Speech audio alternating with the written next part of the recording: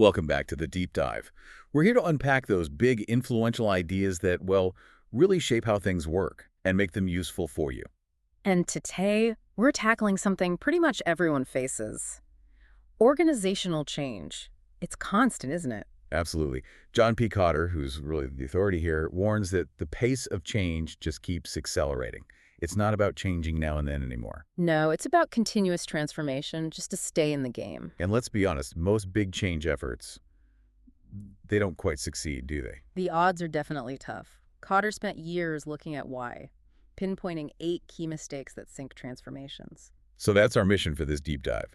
Unpack those failures and lay out Kotter's fixes 8-stage process for leading change successfully. And the core idea running through it all, it takes real leadership, not just good management. Management controls complexity, leadership produces change.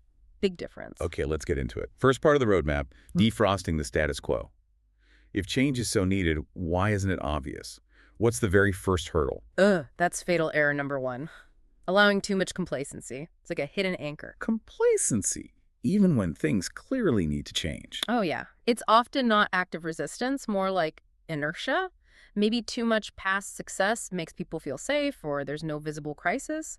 Or maybe the standards are just too low. So people are just comfortable. Exactly. Kotter tells this story about an executive, Adrian, launched a dozen big projects. 2 years later, all just fizzled out, drowned in complacency because he didn't shake things up enough. Right. So if you don't have that obvious burning platform, say the economy's okay, the competition isn't breathing down your neck yet, how do you manufacture urgency?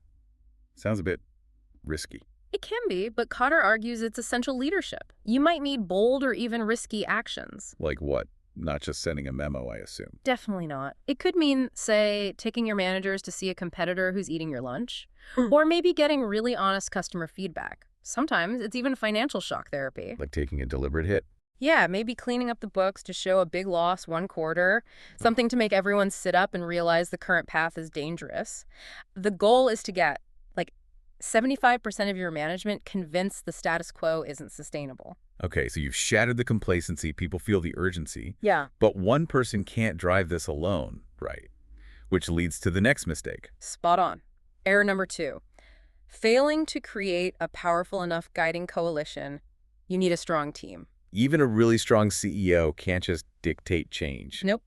Kotter uses the example of King Henry, a CEO trying to run it all himself. It just doesn't work for major transformations. Things move too fast, they cut across too many departments. So this guiding coalition isn't just another committee meeting. God, no. It needs to be a powerful team. Kotter lays out 4 key things it needs. Okay, what are they? First, position power.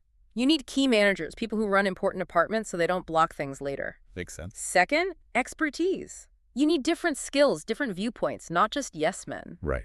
Avoid groupthink. Third, credibility.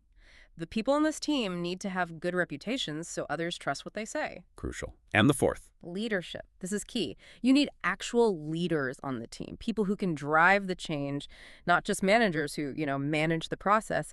Without that leadership spark, you just get mediocre plans. And mediocre plans. Yeah. That takes us straight to error number 3, right?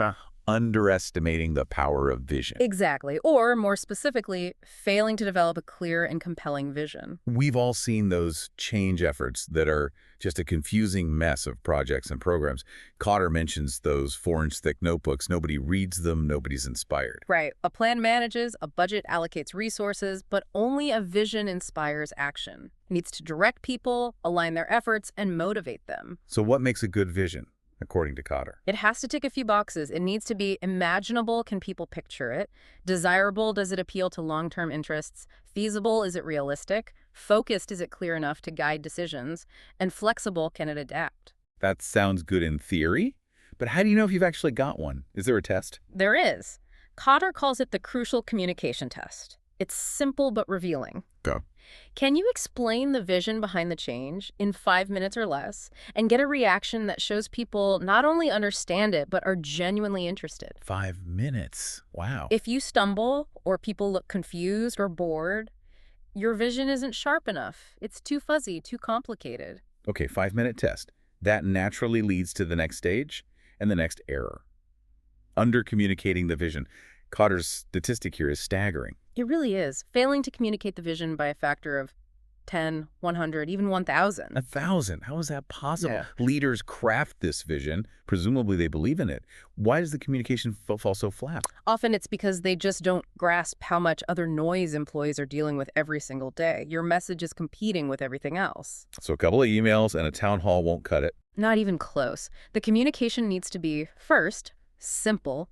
Drop the technobabble and MBA speak. Make it clear. Make it direct. And relentless. Absolutely. Multiple forums, constant repetition. It needs to be woven into meetings, newsletters, performance reviews, everywhere. Kotter talks about needing tens of thousands of communications. Tens of thousands. But it's not just words, is it? The sources really hit hard on behavior. That's probably the most critical piece. Walk the talk. Deeds shout louder than words. The classic example being The CEO preaching cost-cutting while spending a fortune remodeling their own office.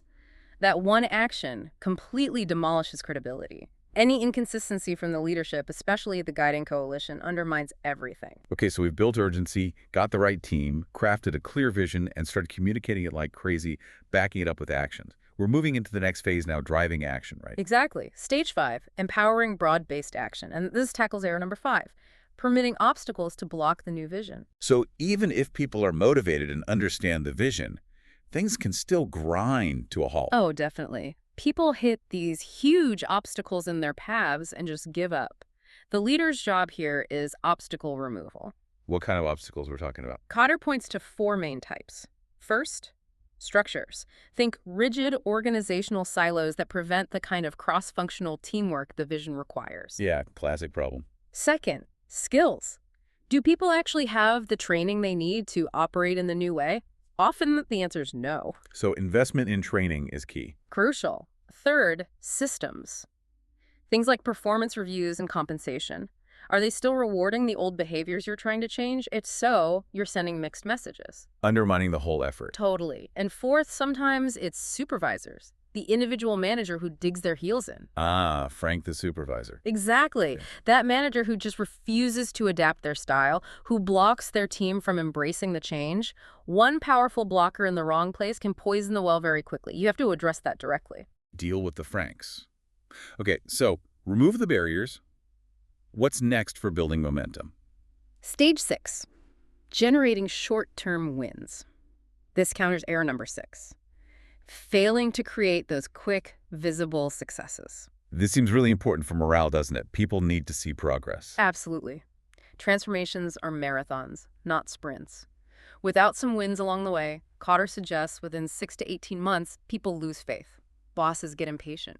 Critics get louder. He tells that story about the division manager. Yeah, the charismatic guy launched great stuff, but no quick measurable wins. Got fired after 4 years because HQ lost confidence. The key is, these wins can't be just luck. You have to plan for them. Precisely. It's about planning for results, not just hoping. These planned wins do a few things. They provide proof the vision is working, they give you data to refine the strategy, they reward the people working hard on the change. And they convince the skeptics. That's huge. They help turn neutrals into supporters and quiet the cynics. It proves the effort is worthwhile and keeps that urgency alive. So short-term wins build momentum, which makes the next mistake seem almost counterintuitive, declaring victory too soon. Oh, it's a killer. Stage 7 is about consolidating gains and producing more change. It's so tempting, after maybe a couple of successful wins, to ease up, maybe declare mission accomplished. But that's fatal. Utterly. Kotter warns that years of hard work can unravel with remarkable speed if you let the pressure off too early. Why does it revert so quickly? Because organizations are deeply interconnected systems. You change one part, it puts strain on others. If you stop pushing, the powerful forces of tradition and inertia just pull everything back to the old comfortable way. Resistance hasn't vanished, it's just been temporarily overcome. So stage 7 means keep pushing, even harder. Essentially, yes. It means using the credibility from the short-term wins to tackle bigger changes, remove more obstacles, and change systems that are still misaligned. But how do you avoid burning out that core guiding coalition? But pushing leadership down. Senior leaders keep focus on the big picture, the vision, but they empower managers deeper in the organization to lead specific change projects within that framework. You get more change happening simultaneously, and you develop more leaders. Spreading the load, building capacity. Makes sense. Which brings us to the final stage, stage 8, And the last fatal error. Right. Anchoring new approaches in the culture. This tackles error number 8. Neglecting to make the changes stick by embedding them in the very fabric of the organization. So it's not truly done until it becomes just the way we do things around here. Exactly.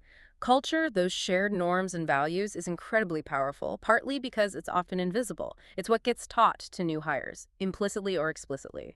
Until the new ways of working are rooted in the culture, they're fragile. How do you actively anchor something in culture? 2 main ways. First, you have to consciously show the connection between the new behaviors and improved performance.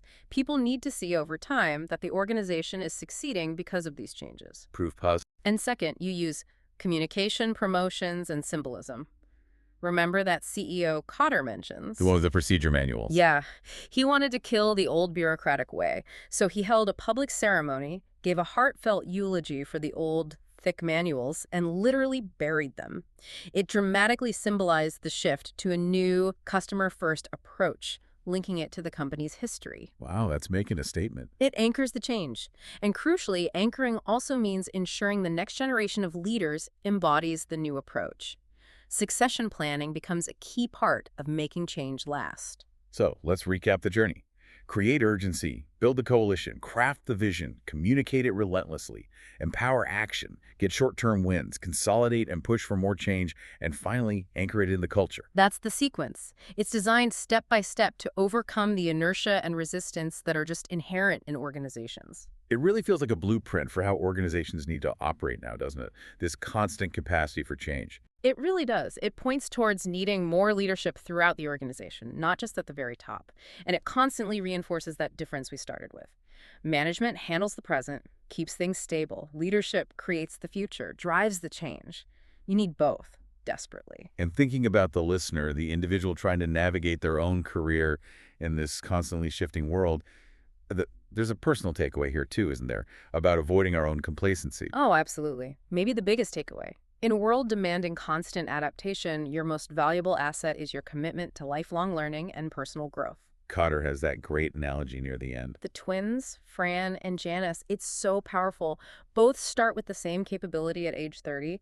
Janice gets comfortable, maybe grows her skills 1% a year. Fran pushes herself, embraces discomfort, aims for 6% growth. Seems like a small difference year to year. But compound that over 20 years, Janice ends up with, say, 122 units of capability. Fran, she's at 321, more than double. Wow, the compounded effect on personal development. Exactly. Kotter's point is that individuals who keep learning, keep pushing themselves out of their comfort zones, even into their 50s and beyond, become vastly more capable and effective leaders.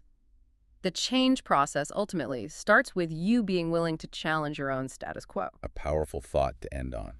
Don't let yourself become the biggest barrier to your own growth. Couldn't say it better myself.